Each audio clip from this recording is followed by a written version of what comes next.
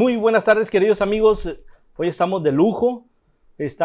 Vamos a hablar de un tema que les había prometido, que es tanatología. Pero para eso estamos con una invitada de honor, Ileana Aguirre.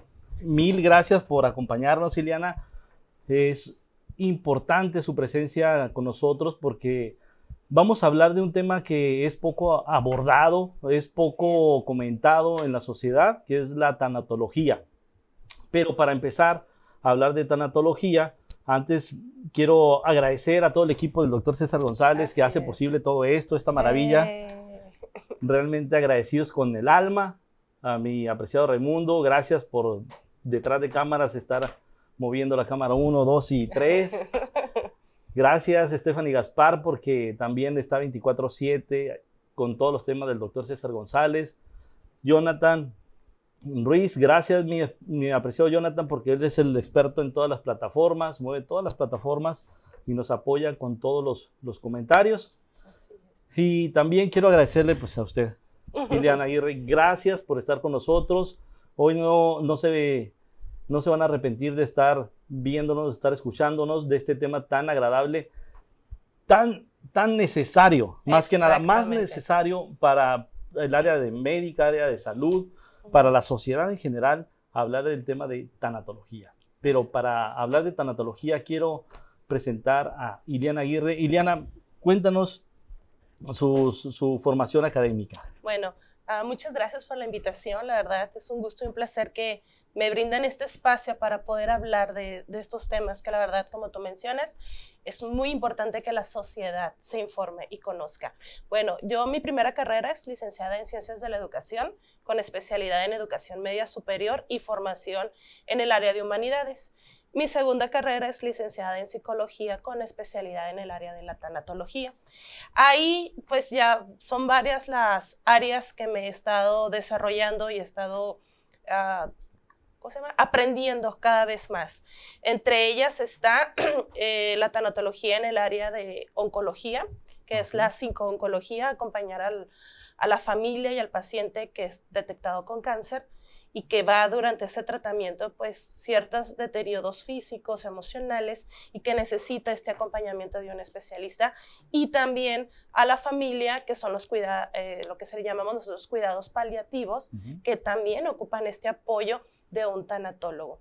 También busco mucho en el área de, nosotros le llamamos duelos silientes, que son aquellos duelos que socialmente no son aceptados o autorizados, como los duelos neonatales y perinatales, que también no es muy común que las personas que acaban de tener la pérdida de algún bebé, nacido o no nacido vivo, vengan con especialistas. Entonces también estoy en esa área y estoy trabajando en este momento en especializarme en cuidados paliativos, que es al final de la vida, personas aquellas que están a punto de trascender y que se vayan con el bien morir, como nosotros le llamamos. El bien morir, con dignidad y con todo el respeto que se tiene que tener, ¿verdad? Así es. Bueno, ya para empezar, ya vemos toda la formación académica.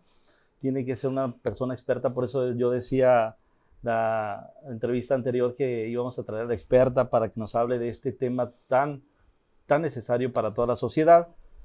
Y para iniciar con el tema, vamos a hablar del significado de tanatología. ¿Nos puedes hablar? Claro, Ileana? que sí, en breve, trataré.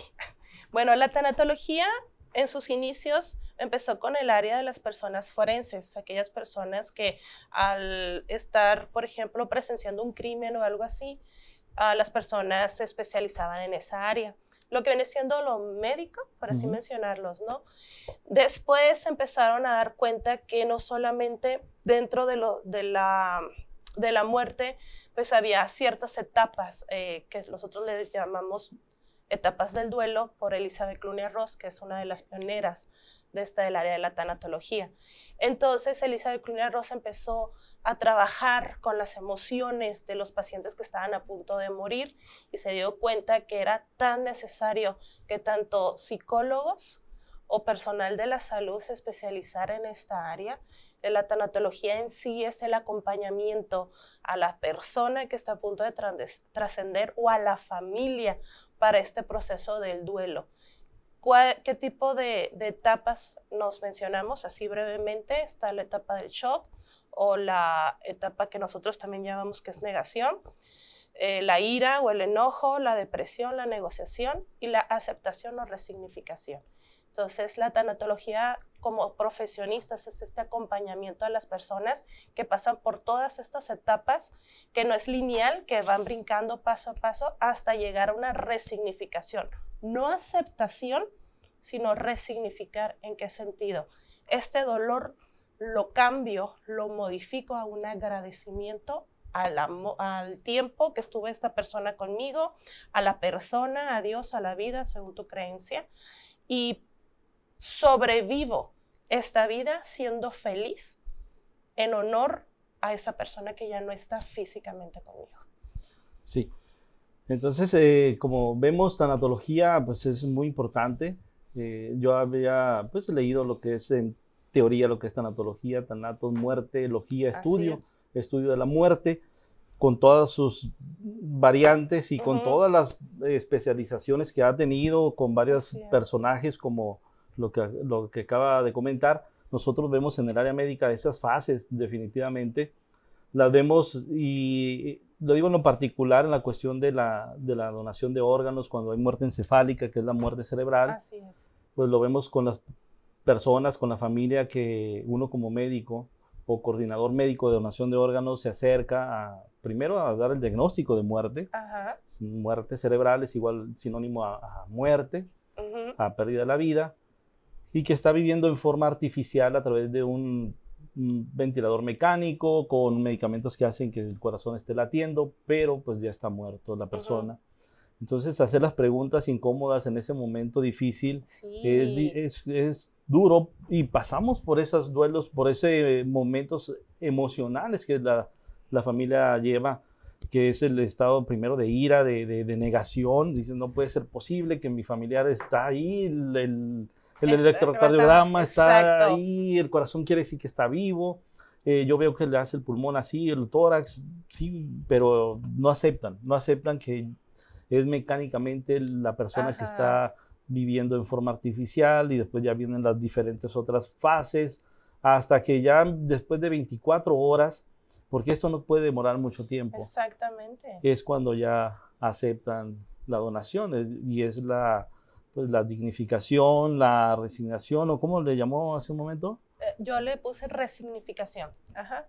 Y luego convencer a la familia, ¿no? Porque puedes convencer a 2, 3, pero los demás... Siempre hay muchas anécdotas, Ileana, que hemos pasado como médicos en trasplante, que ya de repente el familiar nuclear ha aceptado la donación, porque en vida esta persona que tiene muerte cerebral había hablado con la familia que quería ser donante. Sin embargo, de repente llega un familiar que ni siquiera es un familiar nuclear, y dice, no, pues yo he visto que allá en Tinguintín pues han salido de muerte cerebral. Entonces, ya está, una vez que se hace el diagnóstico de muerte encefálica, es irreversible, siempre y cuando se haya demostrado por electroencefalograma 2 o 3, o una arteriografía cerebral, un gamagrama cerebral. Si esto ya está documentado, es irreversible la muerte encefálica. Pero sí nos ha tocado esos momentos difíciles, pero sí también debo decir que nos ayuda mucho cuando la familia o la persona en vida ha comentado que quiere ser donante. Así es, pero eso es muy importante, ¿no? Poner aclaración o prepararse. Por lo menos yo soy donadora, yo lo he dicho a mi familia, si yo en este cuerpo ya Dios lo que tenía que dar, y si puedo dar vida en alguien más, dale, ¿no? Adelante, utilicen todo lo que es utilizable en mí para que otras personas vivan. Entonces, creo que eso es muy importante en las personas, por eso nosotros le llamamos testamento vital. ¿Qué significa? ¿Qué quiero yo hacer antes de morir o durante el proceso de mi bien morir? ¿Qué me gustaría? Se escribe junto con la familia, ¿no? Me gustaría que se donaran los órganos, me gustaría que me vistieran así, me gustaría que nosotros le llamamos es prevención A. Ileana, hablando de esto, ¿por qué los mexicanos, digo yo en general, no todos, pero casi la gran mayoría, por qué hablar de estos temas que acabas de comentar, de la muerte, por qué nos da miedo? ¿Por qué nos da, o es un tema que es poco comentado en la familia? ¿Por qué? Sí, A ver, mira, platícanos. la cultura mexicana es contraste, porque tenemos el 2 de noviembre donde lo celebramos y ponemos nuestro altar y porque va a venir nuestro familiar y no sé qué, y ahí estamos haciendo todo, ¿no? Pero si decimos, oye, fíjate que cuando yo muera, no, no hables, toquen madera, porque vas a invocar a la muerte y te quedas como que, pero acaba de pasar el 2 de noviembre, ¿no? O sea, ¿qué pasó ahí el balance? ¿Qué es lo que pasa? Socialmente le tenemos miedo, fíjate, no es tanto a la muerte, sino a la incertidumbre de qué hay después de la muerte. Recuerda que el ser humano, el no saber qué hay después de, le tiene miedo. O sea, es un pavor de qué hay después de la puerta 2, la puerta 3. Entonces, y también es el miedo a cómo me voy a morir. Todos tenemos esta idea y esta idealización de que quiero morir en mi cama, tranquila, sin sufrimiento, ¿no? Es lo ideal que quisiéramos todos, pero es este miedo y la incertidumbre, ¿no? ¿Cómo voy a morir y qué hay después de la muerte? Entonces, no se habla porque se tiene esta idea, número 1, que vas a invocar a la muerte. Número 2, porque aunque es algo real, que todo nos va a pasar, no importa edad, no importa si estatus social, hombre o mujer, o sea, a todos nos va a pasar, ¿ok? Pero no lo hablamos porque es triste. Y sí, es triste, es lamentable, pero es real. Es un hecho real, a todos nos va a pasar. Cuando yo hablo con mis pacientes oncológicos y me dicen, no, están deprimidos, obviamente están en una etapa de depresión porque se les acaba de detectar cáncer, no, es que yo me voy a morir, y empiezan a hablarme, les digo, ¿sabe qué? Todos vamos a morir, le digo. Usted me ve sana y completita aquí, le digo, ¿quién quita y saliendo? Me estrello, me pasa algo, y yo me morí antes que usted, y usted se supone que está enfermo. Y se quedan pensando, oye, sí es cierto, es que todos nos vamos a morir. Pero es este temor y miedo a qué hay después de la muerte. Nos da miedo el dolor, el sufrir. Nos da miedo ya no voy a tener a mi familiar, no imagino mi vida sin mi mamá, sin mi papá, sin mis hijos, etc. Entonces, es lo que te puedo resumir, ese miedo. Es el miedo, ¿cómo podemos ir quitando ese miedo? ¿Cómo podemos ir avanzando en el tema de la muerte? Porque yo sé que antes la muerte era pues vamos, era algo, se celebraba casi, pues no se celebraba tanto, sino que estaba toda la familia, estaban todos en armonía. Ahora, pues todos, cuando hablamos de muerte, pues tratamos de esconderlo. ¿Por qué ha cambiado tanto todo este Okay. concepto de la muerte? Qué hermosa pregunta hiciste, porque ahí te va. Antes, sí sabemos que antes las personas no vivíamos mucho. Yo creo que lo que más se vivieran 30 años, ¿sí? ¿no? Aproximadamente. Entonces, antes todos estaban involucrados porque no sé si recuerdas que en las casas, en el patio, se enterraban a las personas. Sí. Si estaba un paciente o una persona, un familiar enfermo, estaba en su casa, ¿no? Y ahí se atendía. ¿Qué es lo que fue pasando? La ciencia de la medicina fue avanzando de que, ¿sabes qué? Ya no es bueno que el enfermo esté aquí porque contagia a todos, entonces hay que llevarlo a un espacio, un lugar donde no vaya a contagiar a nadie. Entonces se fue alejando al enfermo y se fue perdiendo como no sé si llamarlo vinculación, esta empatía. Ese contacto directo. Este contacto, hasta el final, ¿no? Exactamente. Después pasa que se enfermaba la persona, ya estando alejada, iban y lo enterraban en sus casas, pero pues seguía con virus o con bacteria, lo que sea. Entonces, ¿sabes qué? Siempre no hay que enterrarlos cerquitas, hay que llevarlos a otra parte, lejos de. Entonces nos fueron alejando, nos fueron como que no digas, ¿sí? No hables. Qué impresionante, qué bonito es aprender cosas de dónde viene todo esto, ¿no? O sea, cómo se fue perdiendo todo ese contacto directo en los días finales, en la despedida, porque antes estaba toda la familia en las casas, se velaban en las casas. Bueno, allá en el Ejido todavía se siguen velando en las casas, sí. Aquí hay lugares todavía que se siguen velando, de hecho, una parte de mi servicio cuando estoy con pacientes o o con personas que están a punto de trascender, y la familia muy linda, muy amable, me dicen, Liliana, ¿puedes acompañarnos a la velación? Yo, claro que sí, voy y los acompaño, como este apoyo y este acompañamiento, y sí me ha tocado en 2, 3 ocasiones que se velan en las casas, otros se han velado en lugares de servicios funerarios, pero sí, todavía se puede rescatar esa parte, ¿no? Que es en casas.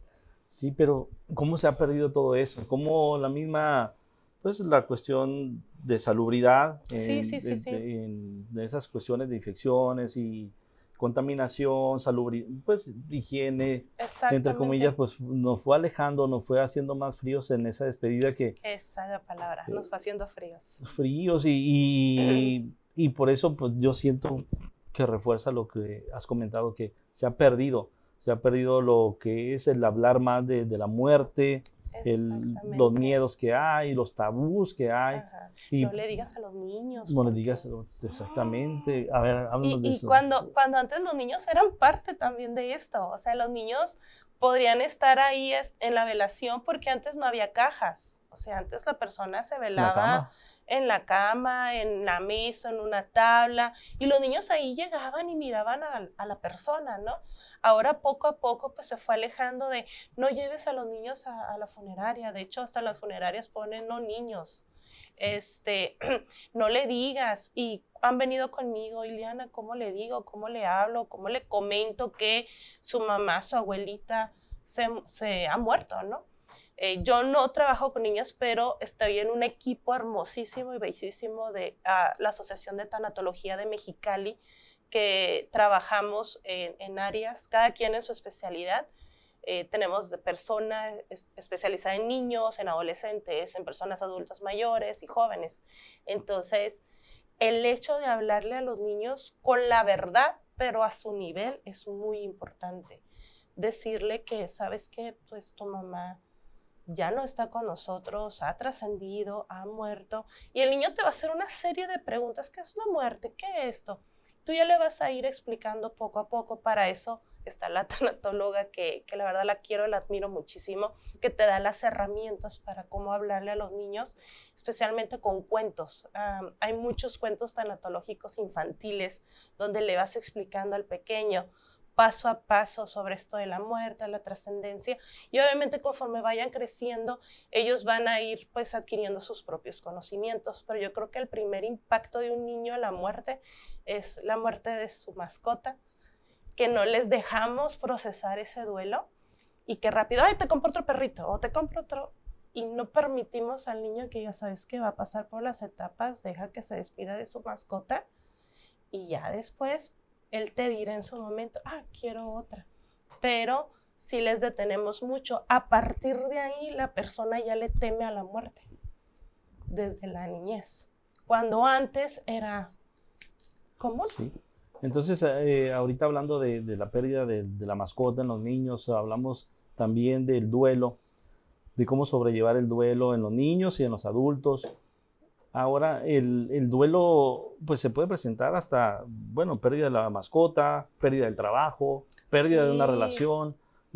Hay muchas formas de lo que es el duelo, ¿verdad? Y yo creo que también no estamos familiarizados cómo aprender a afrontar las pérdidas, ¿no? exactamente. De hecho, me atrevo a decir que el hecho de ir a una cirugía también es como miedo y es este duelo de, ay, voy a pasar una operación y qué tal si no despierto y qué tal si no funciona y empezamos, ¿no?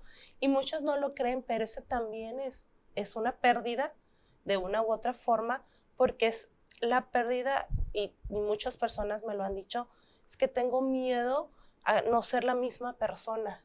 No me lo creerás, pero sí pasa, en especial con pacientes, por ejemplo, que les han tenido que amputar un Una seno, extremidad un o un seno o seno. algo, por cáncer, más que todo. Yo voy a trabajar el área de cáncer, que dicen, Liliana, no sé quién soy ya. Y yo, ok, vamos a trabajar eso. Y lo estamos trabajando. Entonces, toda la vida del ser humano conlleva pérdidas, unas más grandes que otras, pero siempre se va a necesitar un acompañamiento, porque dentro de estas pérdidas pasamos por etapas donde no sabemos si es normal o es normal, o, por así mencionarlo, pensamos que lo que estamos viviendo no está bien y no debería de pasar y tengo que ser fuerte y no debo de llorar y no me debo derrumbar.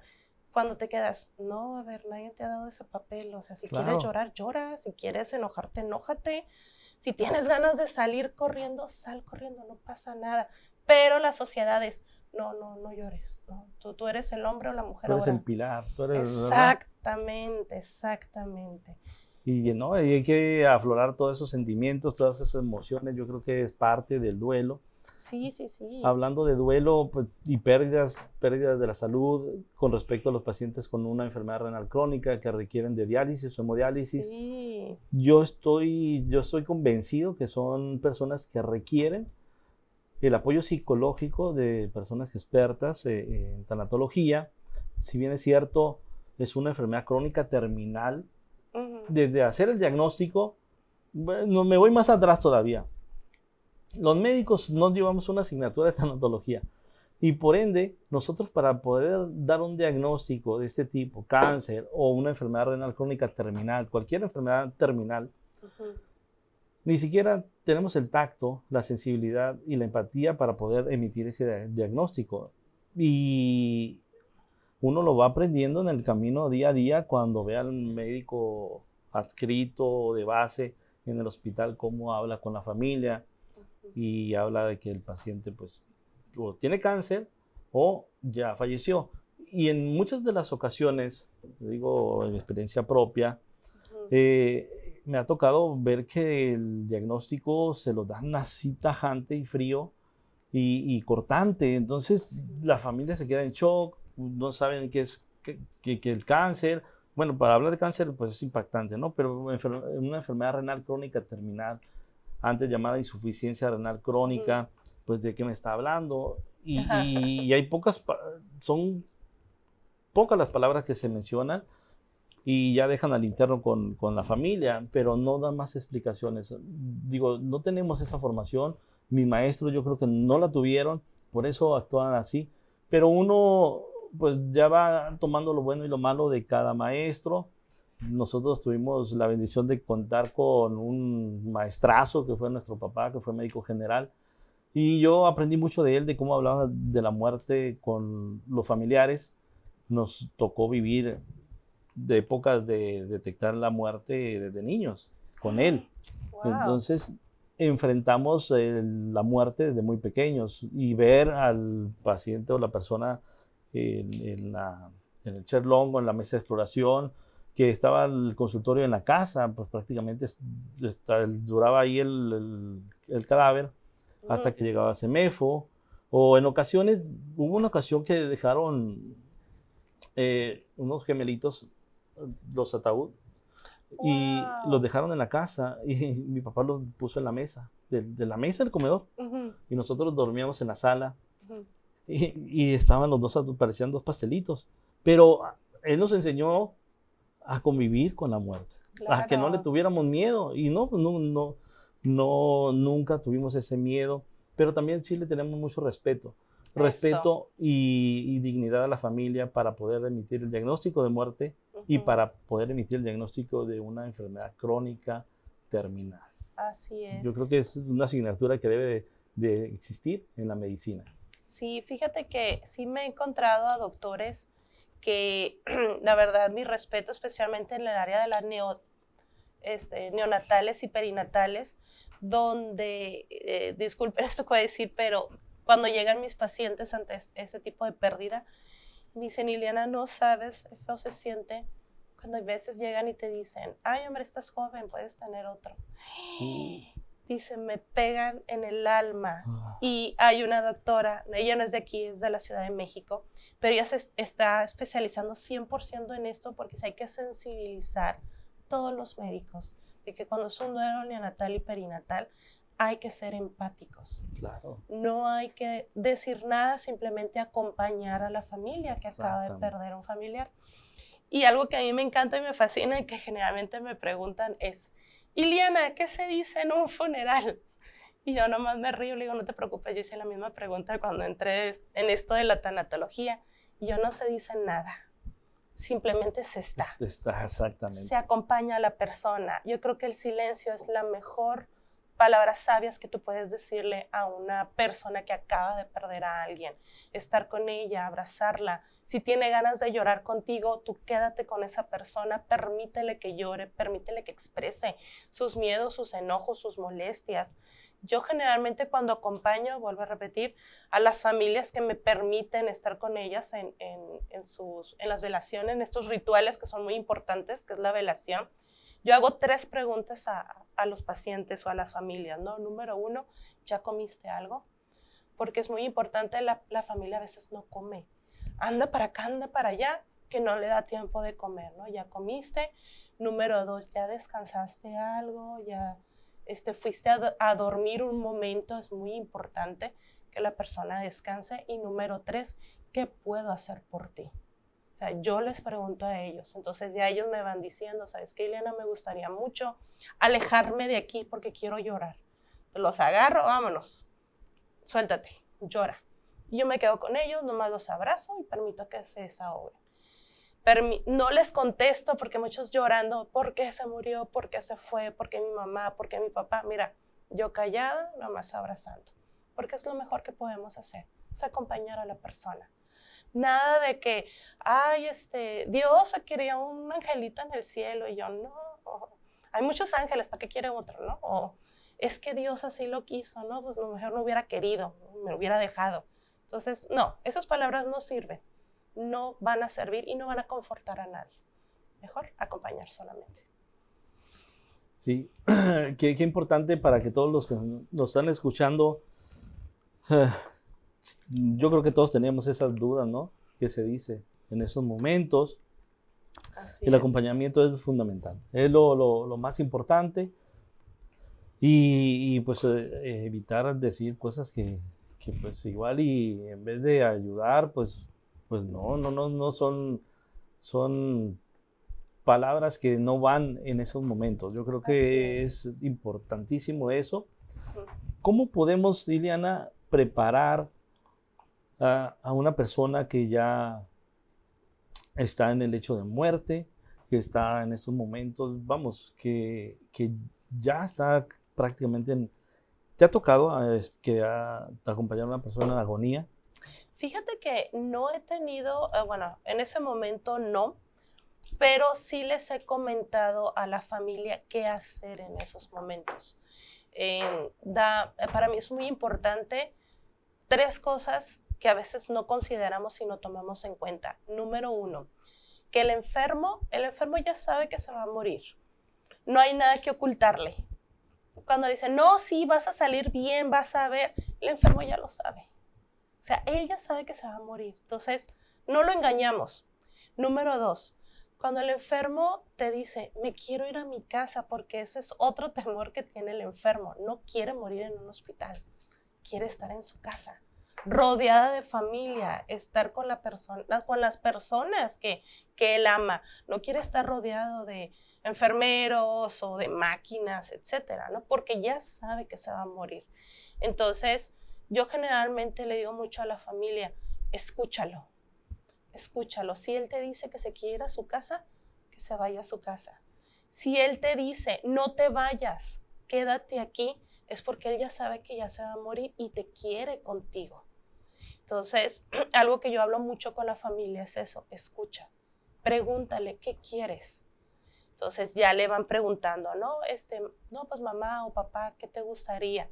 Y en varias ocasiones, ¿no? Le he dicho, Señor, ¿qué le gustaría? No, pues me gustaría reunir a toda la familia y hacer una carne asada y comer carne y comer un pastel de chocolate y echarme una cerveza. Y yo rápido le digo a la familia, háganle eso. ¿Cómo, Ileana, se lo vamos a hacer? Ya se va a morir tu papá, ya se va a morir tu mamá. Cumple su último deseo. No se va a morir por el taco, no se va a morir por la cerveza, no se va a morir por el pastel de chocolate. O sea, cúmpleselo. ¿Qué es lo que él desea? Hacen la carne asada, obviamente la persona, pues a como puede, está ahí. Y he tenido la experiencia, esa experiencia sí la he tenido, de que cumplen su último deseo. A los días la persona fallece y me dice, Liliana, qué bonito recuerdo nos llevamos, ver a mi papá tan feliz con la familia y decir, hizo lo que quiso, deseó lo que cumplió sus metas, el propósito que él quería aquí en la tierra y nos vamos tranquilos. Yo creo que el hecho de hacer este tipo de actividades, que es el último deseo de la persona, te quedas con la satisfacción tú como familia de hice lo que mi mamá, mi papá quería. Otra cosa, antes de los fallecimientos, yo trabajo mucho con la persona y yo le pregunto, pues, ¿con qué te gustaría que te enterraran o te velaran? No, pues con ese traje. ¿Y cómo te gustaría que te peinaran? ¿Qué te gustaría, si te van a incinerar, dónde te gustaría que te pusieran? O sea, empezamos a hacer este testamento vital, se le llama así, porque así le das herramientas a la familia que nos quedamos de qué es lo que quería mi mamá o qué es lo que quería mi papá. Porque, y suele pasar, que en plena velación hay pleitos entre hermanos porque a mi mamá no le gustaba eso, a mi papá esto, Entonces es el lugar menos indicado para estar peleando. Entonces yo les digo a la familia o a la persona, escribe pídele a alguien que te escriba qué es lo que tú deseas si quieres.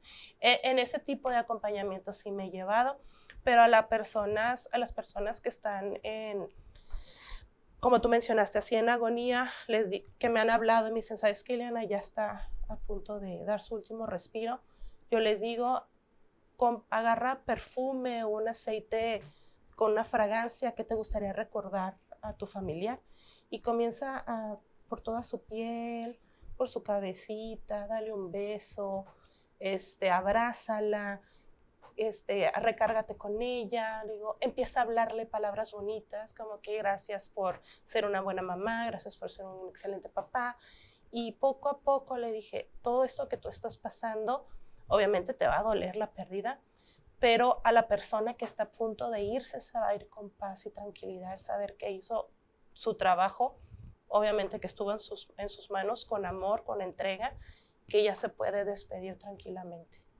Eso es lo que yo les recomiendo mucho a la familia, que me ha funcionado muchísimo, que las familias generalmente con cáncer me dicen, Liliana, hicimos lo que nos dijiste, mi papá se fue hermosamente, nosotros estamos tranquilos y se quedan con este aroma bonito de la esencia de aceite porque estuvieron tocando a la persona, pues estuvieron demostrándole amor.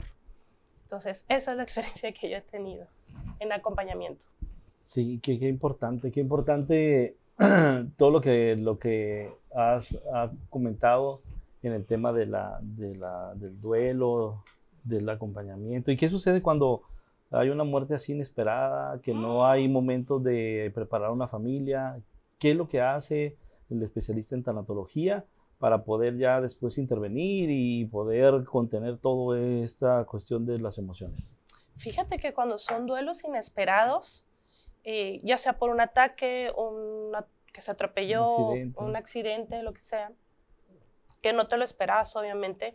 Trabajamos mucho, bueno, yo utilizo mucho la técnica de mi vida después de tu muerte, que es escribir a tu ser amado, vamos a suponer, sabes que falleció mi papá, ¿cómo ha sido tu vida a partir de su partida, de su trascendencia? Y es un diario muy íntimo entre tú y este ser amado, que aunque físicamente no está, yo sé que su espíritu, su alma, su energía está conmigo. Entonces, como no lo veo y necesito desahogarme, yo les digo, escríbele, ¿no? ¿Sabes qué? No me gustó cómo moriste por esto, por esto. Entonces, empiezan a escribirle y me he encontrado cada escritura cuando los pacientes vienen conmigo. En serio que les digo, deberías de escribir un libro, o sea, están muy bonitos. Obviamente te hablan desde las primeras sesiones del dolor, de cómo ha sido su vida después de su ausencia, pero cómo se va transformando este dolor que no se va a ir. Eso quiero es muy importante, un tanatólogo no te va a quitar el dolor. quisiera darte una pastilla para que se te quitara ya. No, no te voy a quitar el dolor. Lo voy a disminuir porque el dolor es la ausencia de este ser amado. Y siempre vamos a tener la ausencia de este ser amado. Entonces, el dolor lo que voy a hacer es disminuirlo y transformarlo. ¿Cómo lo voy a transformar? En amor, en agradecimiento, en ser feliz aun cuando no estás aquí físicamente. Pero yo te reubico en todo lo que yo haga. Así rápidamente, no como tanatóloga, me gustaría hablar como Iliana Aguirre, persona humano. Yo fui una paciente muy fea, muy fuerte. Creo que la primera paciente que tuve que trabajar fui yo y fui muy terca, testaruda. Yo tuve la pérdida de mi abuelo hace 25 años y mi abuelo era mi segundo papá. Entonces fue un duelo, fue una pérdida muy fuerte, inesperada, porque a él le dio, aquí corríjame, que la presión se le subió. Una hemorragia cerebral. Ajá. Crisis hipertensiva. Ajá, eso, gracias. Fue cuestión de segundos, minutos, fue muerte rápida, ¿no? Cuando a mí me dijeron eso, obviamente lo primero, sin conocimiento, que me dice mi padre es: tienes que ser fuerte por tu abuela. Y me guardé todo pasa el tiempo y en cualquier velorio yo me agarraba llorando porque no me di el tiempo de poder llorar a mi abuelo. Conozco el área de la tanatología, me profundizo en esto, empiezo a sanar mi propio duelo primero para poder apoyar y acompañar a los demás. Y hoy por hoy te digo que reubico a mi abuelo en todo lo que yo hago. Por ejemplo, si estoy aquí trabajando y acompañando a todas las personas, digo: abuelo, tú estás conmigo, tú vas conmigo. Y te homenajeo en todo momento. Abuelo, soy feliz porque tú me hiciste feliz. Entonces, eso es lo que buscamos como tanatólogos, poder resignificar este dolor en un amor y agradecimiento, reubicar a tu ser amado, poder decir: voy a ser feliz por ti. Entonces, cuando hacemos esta transformación y lo vamos escribiendo con esta técnica que yo trabajo mucho, las personas de la primera hoja a la última se ve este avance. Ya pasé por todas estas etapas, ahora voy a ser feliz en esta nueva etapa, ya no físicamente con esta persona, pero sí en su energía y en su alma. Entonces comienzan a escribir cosas tan bonitas que te quedas como que ya he cumplido mi trabajo. Entonces yo recomiendo, hay muchas técnicas, pero esa es la que para mí es principal: poder escribir, desahogarme, expresar y ver cómo voy evolucionando del dolor al amor. ¿Se puede preparar a una persona para aceptar la muerte de un ser querido? Sí, es lo que yo hago. Pero sin que se tenga el diagnóstico de una enfermedad crónica terminal. Ok. Tú dices... Pues prepararse para aceptar la muerte. Ok. Iliana, sí, o sea, por ejemplo, el núcleo familiar, prepararse para algún día ya no ver a mis hijos, a mi esposa. Uh-huh. ¿Es válido? Digo, porque lo más seguro es que todos vamos a morir. Sí, no sabemos cuándo. ¿Es necesario o no es necesario prepararse de esa manera? ¿O qué nos puedes comentar? Sí, fíjate que sí es muy importante, porque la muerte, hoy estamos, mañana no sabemos, la verdad. Entonces, el hablar de la muerte, no es como que estoy comiendo y, oye, ¿qué pasa si voy a morir? No, tampoco. Pero sí ir mentalizándose en algo tan sencillo, querido, como pregunto para todos: ¿ya tienen sus servicios funerarios listos? O sea, ¿ya están?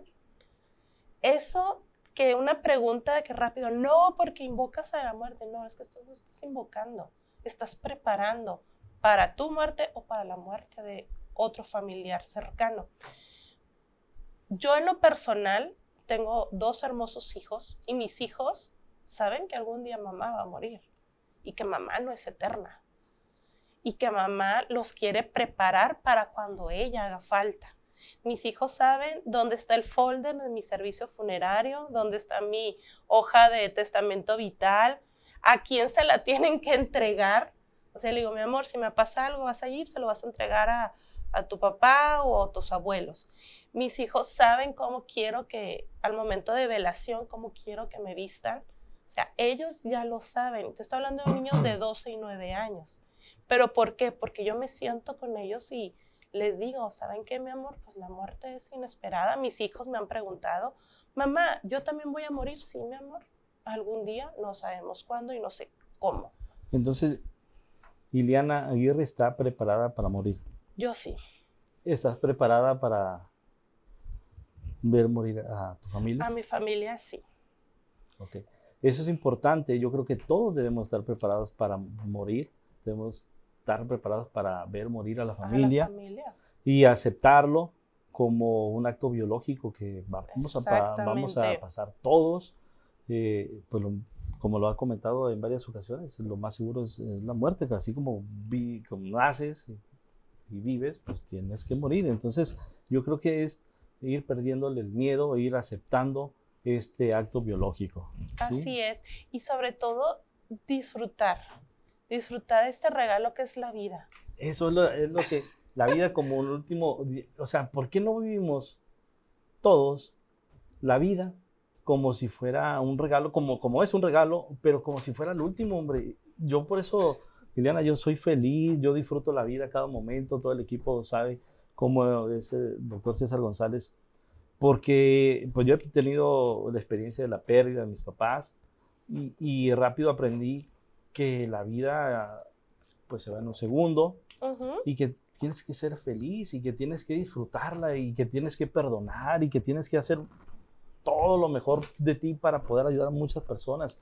porque estás en un periodo de tiempo aquí en la tierra. Entonces yo creo que es disfrutarla. Así es. Fíjate que como tanatólogos se tiene, ¿no?, esta idea de que nosotros hablamos de la muerte. Pues todo lo contrario, hablamos de la vida, de lo maravilloso que este regalo lo aproveches al 100. Es verdad, tenemos momentos altas y bajas y no siempre vas a ser feliz y no siempre vas a estar con una sonrisa. No, tenemos momentos buenos y malos, pero hay que recordar que esos momentos malos van a pasar y los momentos felices también van a pasar. Entonces, aprende de cada momento. Algo que yo les comento mucho en pláticas, charlas, amigos, cada momento es para disfrutarse, cada momento es para aprender, aprende de todo. Y algo que a mí me encantó, que yo lo utilizo cuando empecé con la especialidad en tanatología. Me acuerdo una de las primeras actividades que nos puso el maestro fue, escribe qué te gustaría hacer si tú tuvieras solamente 24 horas de vida. Sí, y ahí está uno escribiendo. Eso es importante y muy bonito. Sí. Por eso, cuando hagan eso, pero lo escriban y háganlo, porque, eso. ¿verdad? Porque sí. No nada más escribirlo, háganlo. Es hacerlo. Porque no se van a quedar con nada. Exacto. Nosotros hasta en la política estuvimos. ¿En serio? Sí. Porque lo escribimos y lo hicimos, y aquí está Raimundo que nos acompañó, y que qué bárbaro, fueron momentos maravillosos y inolvidables. Yo creo que que nunca me arrepiento. Exactamente. Nunca me arrepiento, tal vez ya nunca lo volveré a hacer, pero no me arrepiento. Pero no me arrepiento porque aprendí mucho y fui feliz y soy feliz. Así que yo creo que apunten lo que quieran hacer, pero háganlo. Inténtenlo también. Sí. De hecho, eso fue la parte de la actividad, ¿no? Cuando el maestro nos dijo, ok, todo lo que hayas escrito, no nos hizo leerlo nomás, todo lo que hayas escrito, ahora ponlo en práctica. Tienes estas 24 horas para hacer todo lo que acabas de escribir. Entonces, sí te quedas como pensando de, ay, sí es cierto. Entonces, pues, nos pusimos a hacerlo. Y esa actividad, cuando me invitan a dar ponencias y todo, es la primera que yo pongo, ¿no? ¿Por qué? Porque te lleva reflexionando durante toda la charla o la plática de que necesito 24 horas antes de morir para hacer estas actividades cuando tengo esta vida aún como regalo, claro, para hacerlo. Entonces, date, ¿no? Disfrútala. Es que yo creo que todos pensamos que vamos a ser eternos. Sí. Y lo dejamos para después.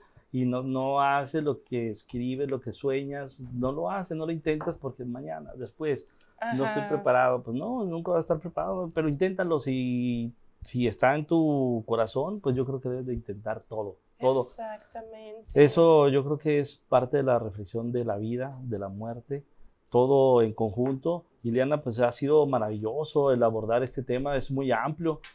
Sé que hay muchos más conceptos. Ahora sí que por la cuestión del tiempo, no sé cómo estamos de tiempo, pero está apasionante este tema. Sí, Está sí, apasionante sí. porque debemos de fomentarlo, de que se hable más en los hogares, en las familias, Que no para que tengan haya... miedo. Exactamente.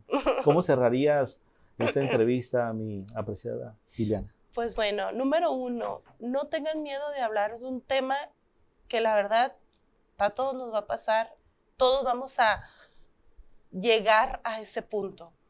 Es muy importante que el momento en cuando lo vayamos a hablar, obviamente, estemos conscientes de que vamos a llorar, de que nos vamos a enojar, que nos vamos a poner tristes. Son emociones normales, naturales, y que los deben dejar fluir. Yo les puedo decir que la vida es un regalo maravilloso, que hay que aprender de ella, que hay que disfrutarla, que hay que poner en práctica ese legado que nos han dejado nuestras familias, que ya no están físicamente con nosotros, pero que nos han dejado maravillosas lecciones de vida, que nos han dejado maravillosos recuerdos, que en base con esos recuerdos y ese amor maravilloso, poder nosotros ser feliz, porque yo tengo la creencia que algún día los voy a volver a ver y abrazarlos, y que ellos me van a agradecer, me van a decir gracias, Ileana, porque viviste, porque fuiste feliz, porque amaste aún en mi ausencia. Eso es. Yo creo que eso está maravilloso. Yo también estoy convencido de que algún día vamos a tener ese reencuentro. Eso es lo que nos mantiene con esa fortaleza de ser feliz, porque sé que algún día vamos a encontrarnos con esos seres queridos, y a la vez pues también pues ya no le temo a la muerte. ¿Por qué? Porque pues sé que van a estar esas personas queridas allá recibiéndonos, y por eso mismo, como ya no hay temor a la muerte, uno se atreve a hacer muchas cosas, ¿verdad? Porque no le temes ni a la muerte. Entonces yo creo que eso es un consejo también para todos ustedes que nos están escuchando, que nos están viendo, para que no le tengan miedo a la muerte. Pero antes de cerrar, yo quisiera también, íbamos con un planteamiento que hacía yo, que en el área de nefrología, la enfermedad renal crónica, no hay un especialista en psicología que acompañe a los pacientes que han perdido pues, la salud, que ahora dependen de la diálisis, de la hemodiálisis o de la diálisis peritoneal, para poder tener una mejor calidad de vida.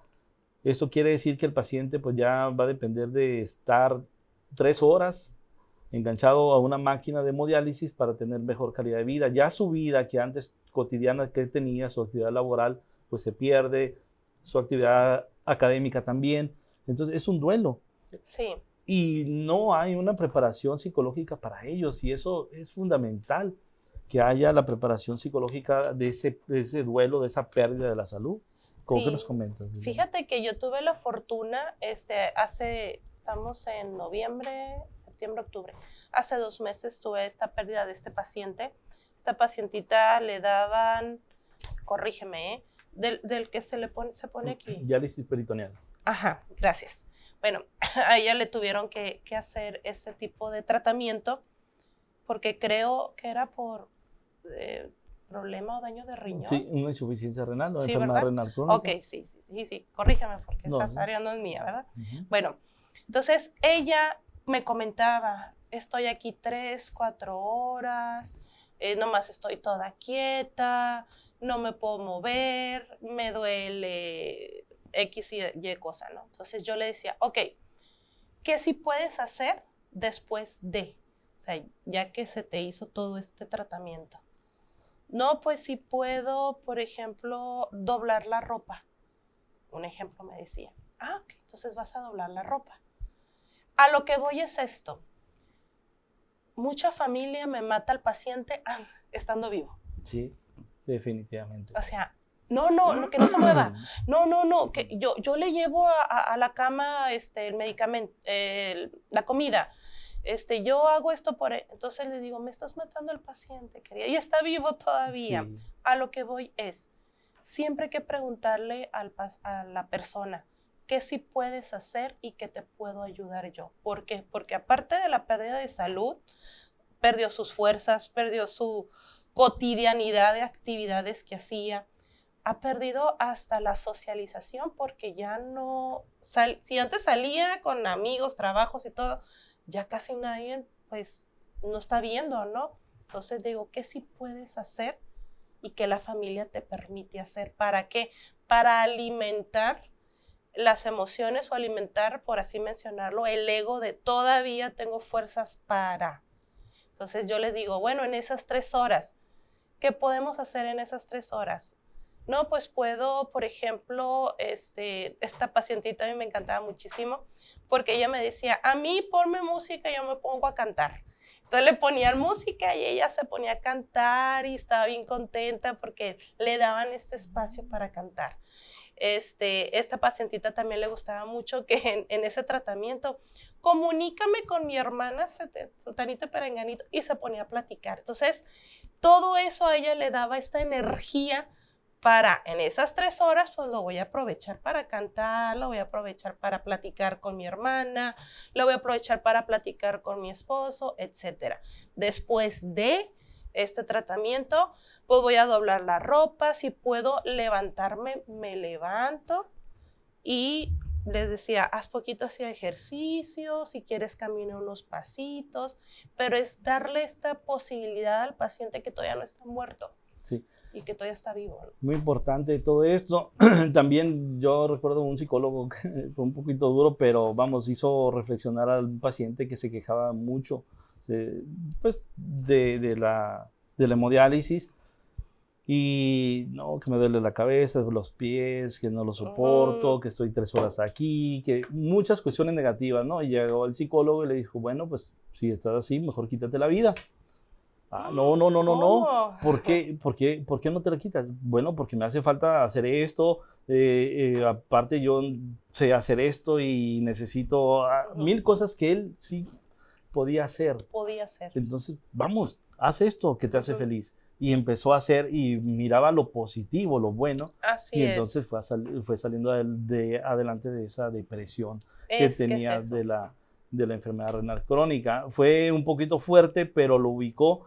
Así como lo has comentado con la señora, que ella pues le gustaba cantar, le gustaba hablar por teléfono, encontrar las emociones que lo hacen sentir bien, feliz, para olvidarse de lo que lo perturba, de lo que le molesta, para que vaya ganando más energía, que vaya liberando más endorfinas, y todas esas endorfinas liberan catecolaminas, enzimas y demás, y le da más energía pues al cuerpo. Definitivamente, eso es lo que se requiere. Así es. Mejor. Yo también algo que le pedía mucho a las familias es, si puedes, sácala tantito que le dé el solecito, porque, corrígeme, pero había escuchado, no me acuerdo dónde, que el sol activa el cortisol. Sí, activa pues muchas hormonas, el sol activa muchas hormonas que hacen incluso hasta la vitamina D, que ya casi es una hormona. Y esto hace placer también. Ajá. Y eso es armonía. Así es. Definitivamente. Entonces, sí, yo les pedía, sácala tantito, que le dé el solecito y no tiene que ser hasta afuera, puede ser ahí en el patio. Yo lo que les pedía mucho a las familias es, no me lo aísles, no, no le quites lo que él aún o ella puede hacer todavía. Entonces, sí, la familia es un cambio, porque todos cuando decimos, está enfermo, no puede hacer nada. Yo, no, sí puede, déjalo, permítaselo. Y cuando él ya no pueda, te lo va a decir.